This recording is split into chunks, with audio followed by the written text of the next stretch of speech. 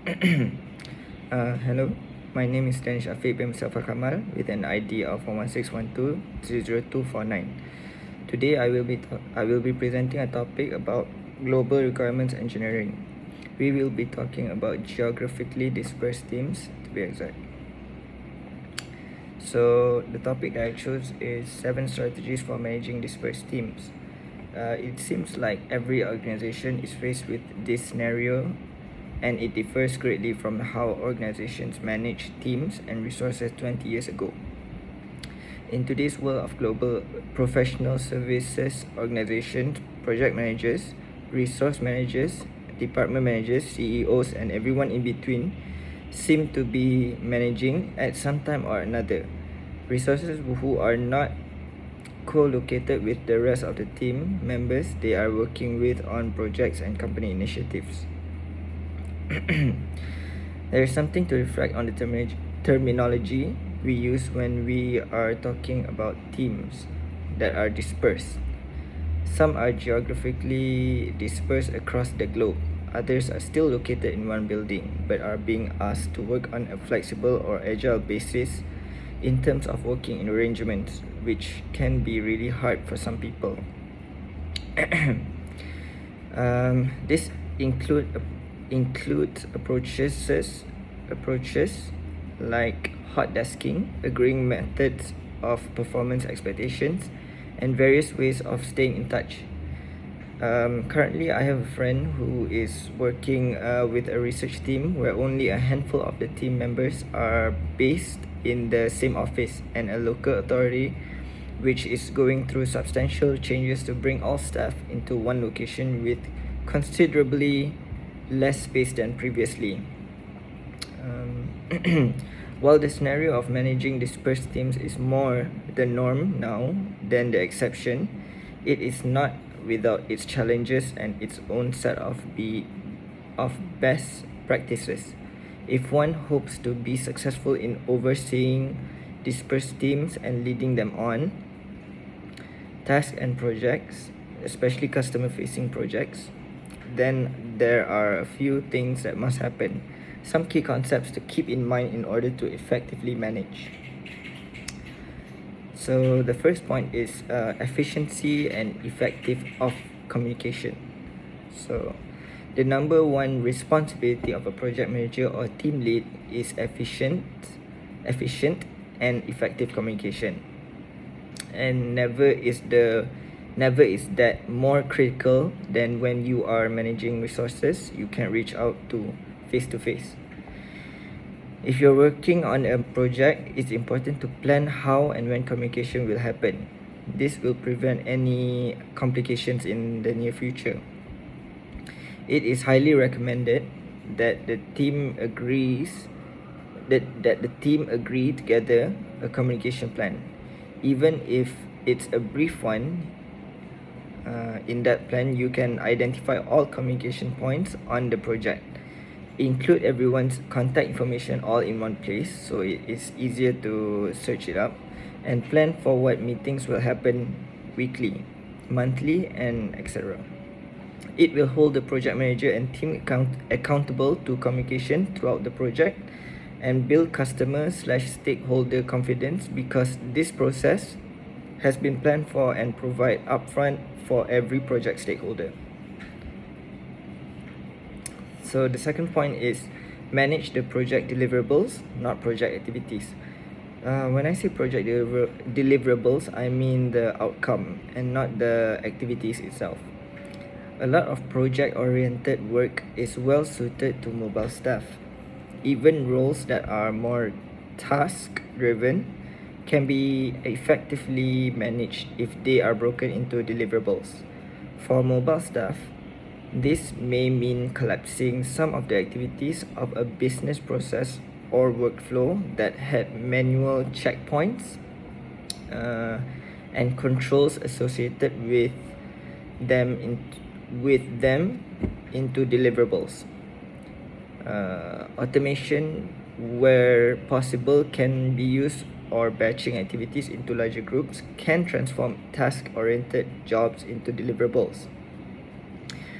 realize that there can be many facets of your project team members' tasks that may need to be adjusted to accommodate a mobile work style. The third point will be regular internal team meetings. So if we don't do these types of meetings, it's not going to be very communicative in terms of working in a group that's in another country or another building. So it's a great idea to conduct regular team meetings no matter where team members are located. It helps the team become more cohesive and seamless in their actions and tasks. This can be a nightmare to organize, and it may be that you have to take a pragmatic approach where not all team members can join the meeting each and every time. Some teams arrange staggered meetings where virtual members join every other meeting, or segment the team into smaller groups so that everyone does get the chance to meet face to face or at least virtually, so they get to know one another and they know who they're working with, which can be handy in the future of working together. Whilst this loses some of the inclusivity of the whole group, it's about being creative to keep social glue, or another word is bond, of the team top up, as well as the practical things discussed at the meeting. The fourth point will be peer review everything.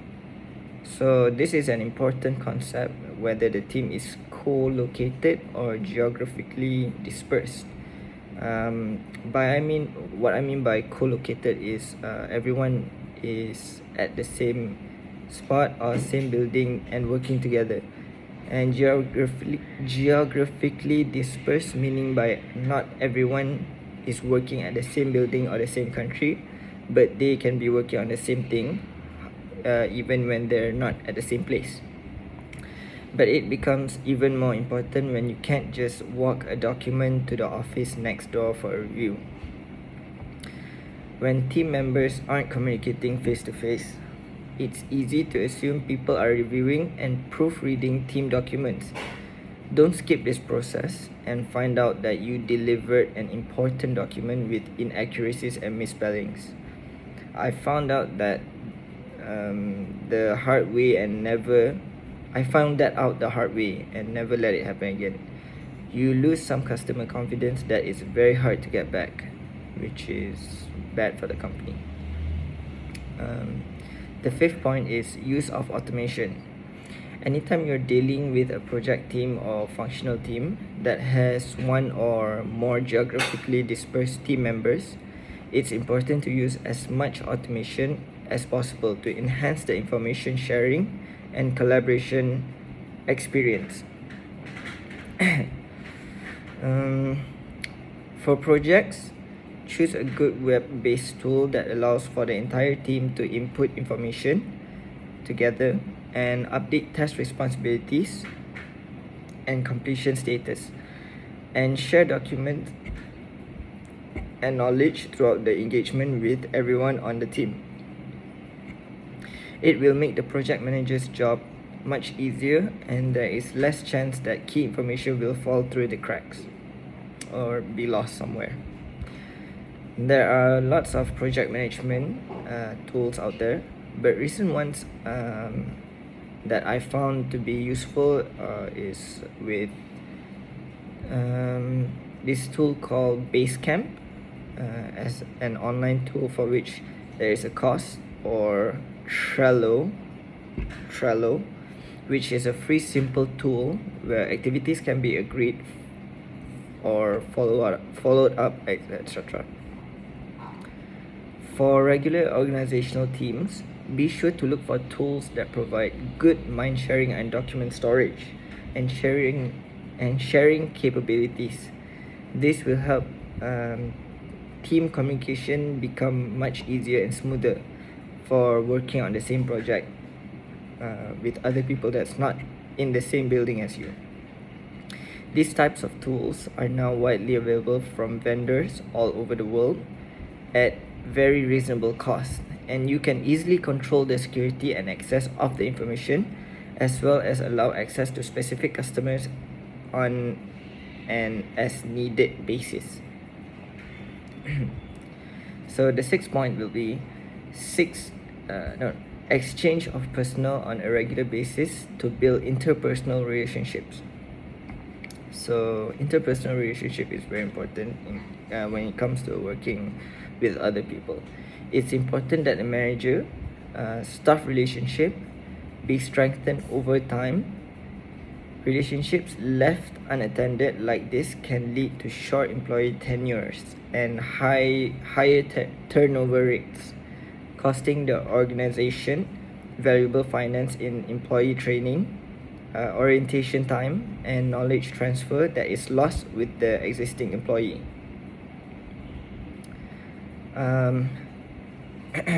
Anyways, for manager-staff relationships that are virtual, many issues can be overcome or avoided with regular face-to-face meetings, even if it's just every 6 months or so.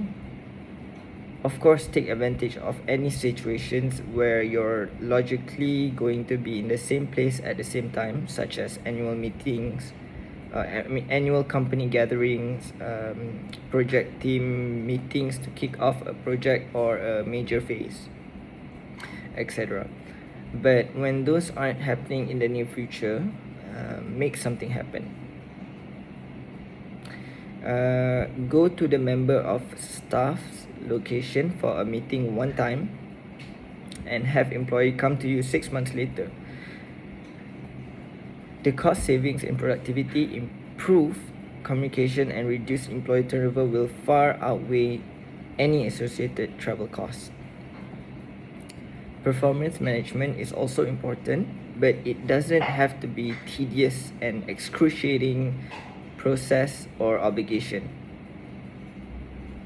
Designing some unstructured, informal, ongoing dialogues with your remote team members individually about their performance goals and personal development plans is a great way to strengthen communications and shows an active interest in them. This will make them feel a bit valued or slightly more valued. So last point will be all-in-one summits bring everyone together. Finally, if you can't all be in one place at all the time, then at least make sure everyone is all in one place at one time. An annual 2 or 3 day gathering of the team gives the manager a chance to introduce new team members, utilize some team building activities, allows all team members to review policies and procedures face to face and brainstorm on changes that will add productivity and focus to the entire team.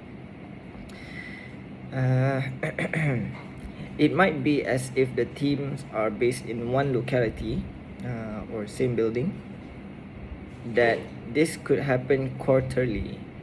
The idea is to bring all the team to one central location to share news, review current processes and methodologies, and brainstorm on changes that would enhance the overall project management process in the organization. Most of us left with action items that created ownership and accountability and definitely brought more cohesion to the team as a whole. So yeah, basically that's all that I wanted to talk about, and the summary of the presentation is